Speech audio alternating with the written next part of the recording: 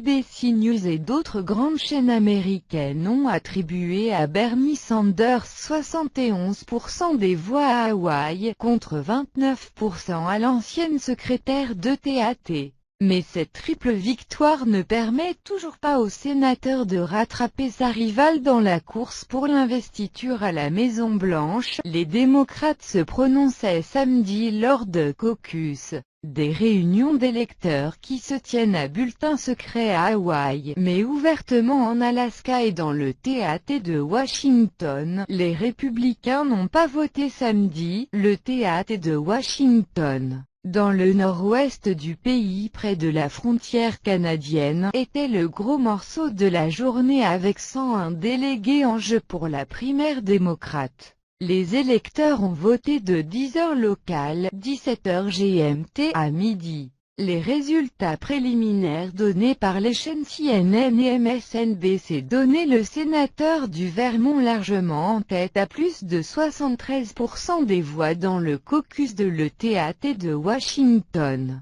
Face à l'ex-secrétaire de TAT, Hillary Clinton garde une longueur d'avance à ce jour. Plus de la moitié des délégués démocrates ont été distribués au terme d'une trentaine de primaires, et Hillary Clinton a remporté 57% d'entre eux, auxquels s'ajoute l'appui déclaré de près de 500 superdélégués. Ces responsables et élus démocrates qui voteront à la convention d'investiture dans 4 mois. Elle affichait jusqu'à présent 1711 délégués au total contre 952 pour le sénateur du Vermont.